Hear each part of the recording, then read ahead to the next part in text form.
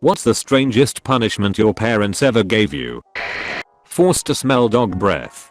Because if we have to deal with the filth from your mouth, then you have to deal with the filth from its mouth. I got this on numerous occasions. It sounds silly at first, but it was anything but at the time. I begged them to give me anything but that. Like for swearing? No, for saying he's a Patriots fan. I'm fairly certain you are allowed to just sell them if they admit that. Who'd want to buy a defect like that? Honestly, that is a really good point. That's Packers fans. Why not both? But I'm a diehard Colts fan, so I probably shouldn't be talking. ROFL.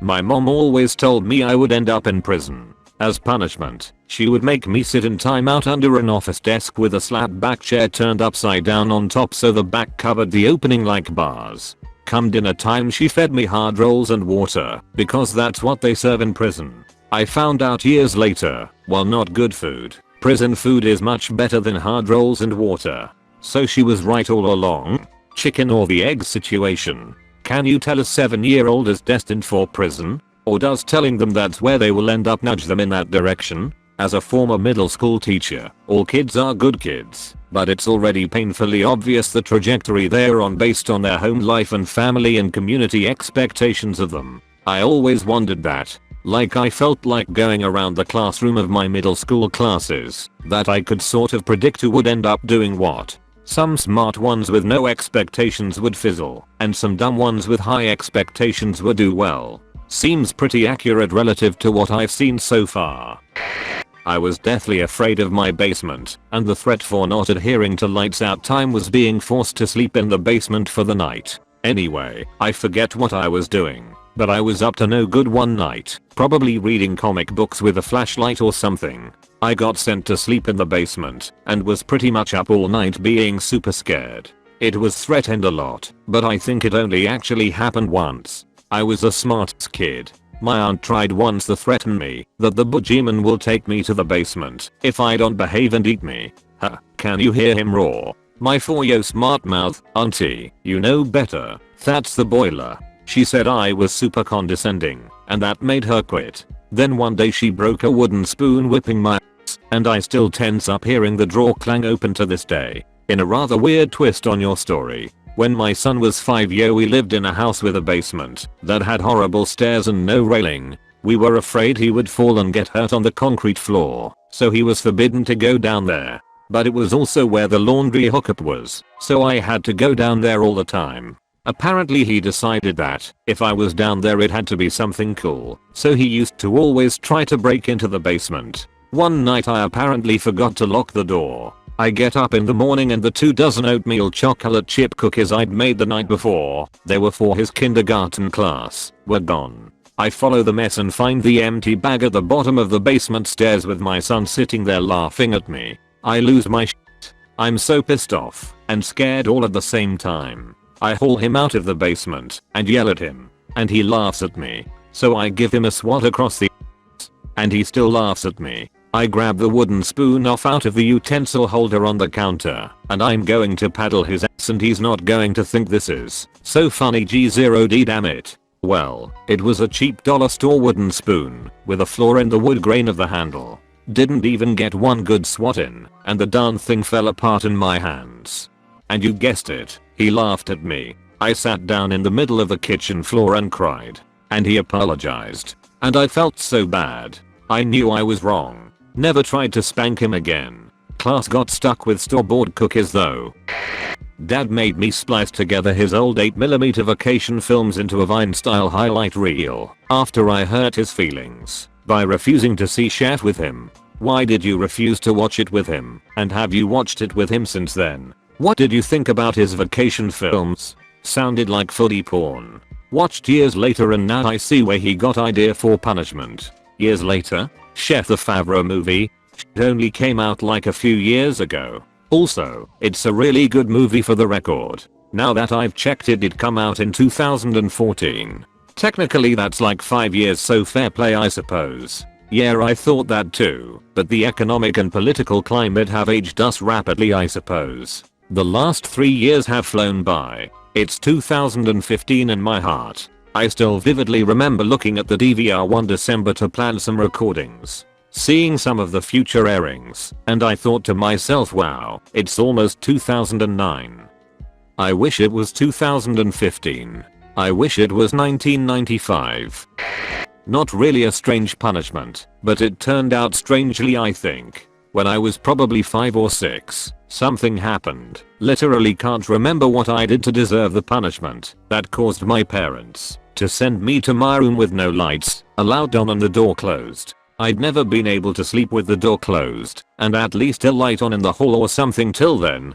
This time, I just went to sleep after a while in there with no lights, and that was the last time I needed lights on or the door open when I went to bed. Worked out well from my point of view, Wow, this kinda blew up over the weekend.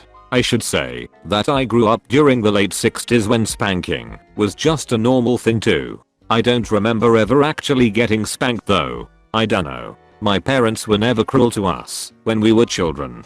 In fact, maybe I was just sent to my room and I just didn't turn on the light myself. Goodness knows I could have.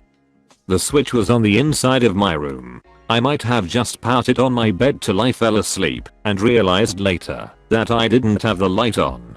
It was around 50 years ago or so. I remember that it happened, but I don't remember the specific circumstances. Worked out well from their point of view too. As a dad with 2 little kids who still can't fall asleep without a million night lights keeping me awake, yeah, it was definitely a bigger win for the parents. Dude, get a sleep mask. I've been using one for the last few weeks, and I sleep so much better. Those things people wear in movies when they're on a plane or pillow ad. I don't think I could sleep with something attached to my face. I thought the same thing, but it's really a game changer.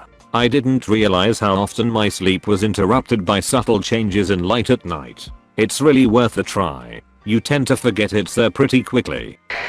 My parents routinely took away my library card when I did something worth punishing, so I memorized it. When they caught on, they refused to go to the library with me for the duration of my punishment. So I started volunteering at the library once a week, so they had to take me. What the f***? What's with these punishments where the parents aren't allowing their kid to read?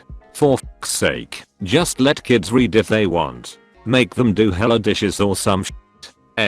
I get it. I read about 2 or 3 novels a day as a teenager, more on weekends. They didn't object to having a kid who read a lot, but they were a bit worried that I did very little else. So they didn't view restricting my reading time as a problem. Neither of my siblings got reading restrictions as a punishment, because both of them, while well read, weren't so obsessively single-minded about it. Also, I only got banned from reading when I was in trouble for neglecting to do something, usually my homework, in favor of reading. I basically never got into trouble for anything else though. That was me as a kid. All I did was read. My brother's punishment was restricted computer time. My sister's punishment was restricted TV time. My parents were at a loss with me because they couldn't take away my books, and I did nothing else. Of course, I was never really in trouble as a kid either, cause all I did was read. You're grounded from reading.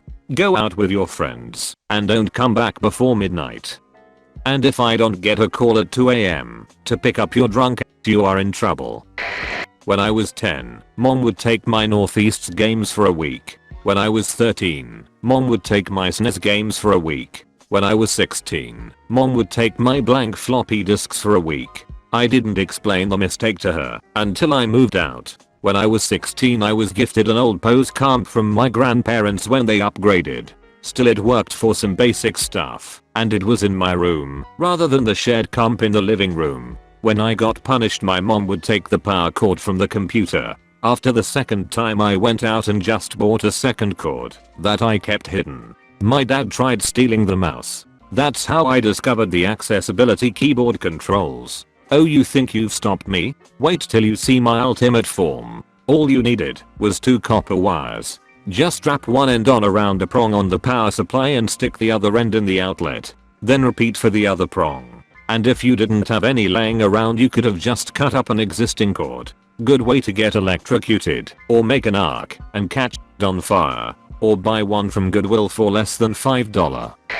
I got a bad grade on a math test in elementary school. As my dad dropped me off for the day, I quickly told him he needed to sign something, the test. He was so furious that even though I was already late for school, he drove the 2 miles back home, spanked me and made me walk to school. I was so late. I understand that parents want their kids to do well in school, but getting angry like that over a bad grade is so dumb and rather counterproductive. My parents would yell at me if I wasn't on the honor roll and say things that just made me feel like crap. Instead of going to them for help when I was struggling in school, I talked as little about school with them as possible. I hear this. My kid was in kindergarten last year and the school uses a color scale to help kids understand acceptable behaviors. Every day you start on green, and if do well and help others you clip up yellow, orange, and red, and if you're acting up or not listening then you clip down blue, pink, purple.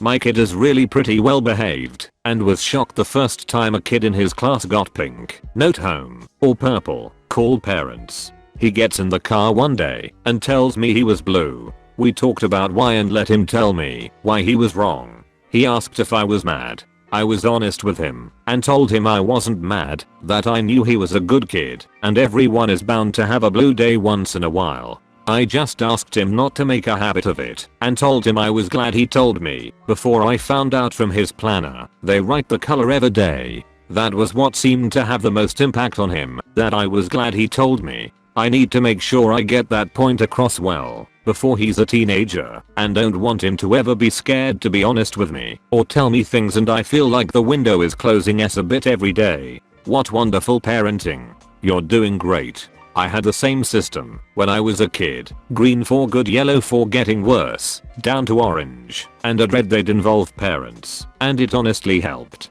I think it was more for the teacher's sanity than anything. More green kids makes their day easier. I was in the red a lot. I thought it was a stupid system and that some kids just have more energy, me, than others, but I hated getting a bunch of people involved. Now that I think about it, I was the only kid in the class with this system and it got put up high on the board, so maybe like public humiliation? I dunno. But after a while it sort of worked. Stopped getting so many reds because I didn't want my parents involved. I would start behaving at orange.